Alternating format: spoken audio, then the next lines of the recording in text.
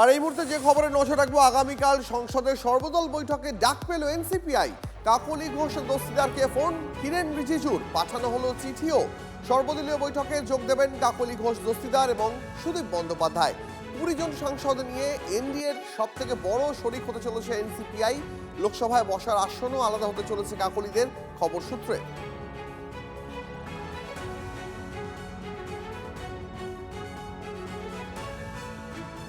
বোঝাই যাচ্ছে যে বিজেপি তৃণমূল কংগ্রেসকে টার্গেট করে তাদের লোকসভায় কিছু ভোট দরকার, কিছু বিল পাস করাতে হবে এবং বিজেপির এজেন্ডা অনুযায়ী কিছু বিল তাদের পাস করাতে হবে।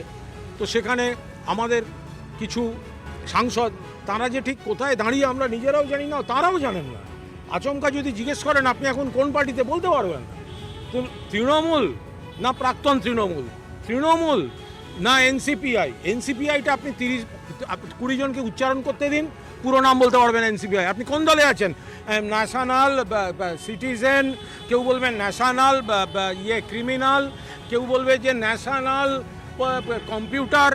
যেটা অনৈতিকভাবে হচ্ছে, এরা বিশ্বাসঘাতকতা শুধুমাত্র মমতা ব্যানার্জির সঙ্গে করছেন না, শুধুমাত্র তৃণমূলের সঙ্গে করছেন না, এরা বিশ্বাসঘাতকতা করছেন প্রত্যেকটি ভোটারের সঙ্গে যারা এদেরকে বিজেপি বিরোধী ভোট দিয়েছে, এবং ওরা যাচ্ছেন এখন বিজেপির সঙ্গে। এরা তো অর্ধেক বিজেপি হয়েই আছে, নিজেদের মাথা এবং আত্মা দুই বিক্রি করে দিয়েছে। তৃণমূলের নামে জিতে এখন এনডিএতে জয়েন করছে, এটা তো খুবই লজ্জার ব্যাপার। আর এই মুহূর্তে আপনাদের সরাসরি দেখাবো আমতলায় অভিষেক বন্দ্যোপাধ্যায়ের অফিস থেকে এবার জিনিসপত্র বের করা হচ্ছে। ডিজিটাল লক ভেঙে জিনিসপত্র বাজেয়াপ্ত করছে পুলিশ। সরাসরি আমাদের প্রতিনিধি সায়ন্ত সেই ছবি একেবারে ঘটনাস্থল থেকে তুলে ধরবেন। সায়ন্ত, একদমই দীপ, দেখো তুমি দেখতে পাবে আমাদের সহকর্মী মাখন পাত্র সেই ছবি দেখাচ্ছে যে অভিষেক বন্দ্যোপাধ্যায় যে প্রাসাদ প্রম যে অফিস আমতলা, সেই অফিস একে একে খালি করা হচ্ছে। যাবতীয় আসবাবপত্র সেগুলোকে বের করে নেওয়া হচ্ছে এবং সেখানে রয়েছে বসার চেয়ার, টেবিল, একই সঙ্গে সফি গোদা, একই সঙ্গে একাধিক বিষয়, একাধিক সামগ্রী কিন্তু এর মধ্যেই নামানো হয়েছে। এবং যেটা জানা যাচ্ছে ক্যাম্প খাট রয়েছে, বিছানা রয়েছে, সেগুলো কিন্তু একে একে নামানো হচ্ছে।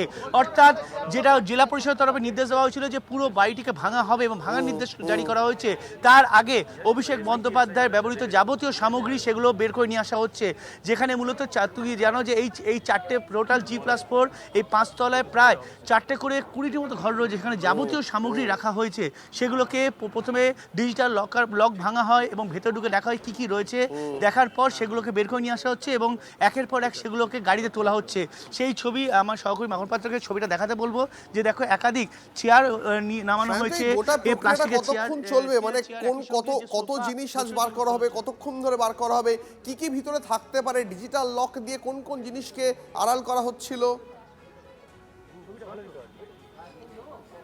দেখো যেটা জানা যাচ্ছে, যেটা যারা মূলত ভেতরে উদ্ধার কাজ চালিয়েছে, যারা বের করে নিয়ে আসে, তাদের যেটা জানা যাচ্ছে যে ভেতরে 4টে মতো ক্যাম্প খাট পাওয়া গিয়ে রয়েছে, 3টি কাঠের খাট রয়েছে, এছাড়া এরকম আসবাবপত্র একাধিক রয়েছে, একাধিক সেবাশ্রয় সংক্রান্ত কাগজপত্র পাওয়া গিয়েছে, জমি সংক্রান্ত কাগজপত্র পাওয়া গিয়েছে ভোটার সংক্রান্ত এবং ভোটার লিস্ট সংক্রান্ত কাগজপত্র, নথিপত্র, বেশ কিছু লক করা ট্রাঙ্ক পাওয়া গিয়েছে। অর্থাৎ একাধিক জিনিসপত্র কিন্তু উদ্ধার হয়েছে এই 4টে ফ্লোর জুড়ে। এবং ডিজিটাল লক এই জন্য লক করে রাখা হয়েছিল যাতে সেই নথিপত্রগুলো, সেবাশ্রয় যেটা নিয়ে মূলত এখন বিতর্ক তৈরি হয়েছে, বা ভোটার লিস্ট, একই সঙ্গে জমির দলিল, বাড়ির দলিল, কাগজপত্র, এগুলো যাতে কারোর হাতে না আসে, সেই কারণে কিন্তু এই ডিজিটাল লক করে রাখা হয়েছিল। এবং এখন তুমি সেটা দেখতে পাচ্ছ যে এইগুলো আসবাবপত্র সেগুলোকে বের করে আনার পরে কিন্তু বাকি যে নথিপত্র সেগুলোকেও বের করে আনা হবে, সেগুলোকে ট্রাঙ্কের ভেতরে তোলা হয়েছে এবং সেই ট্রাঙ্কগুলোকেও তুলে আনা হবে এবং এই গাড়িতে তোলা হবে। দীপ, বেশ, ধন্যবাদ সায়ন্ত।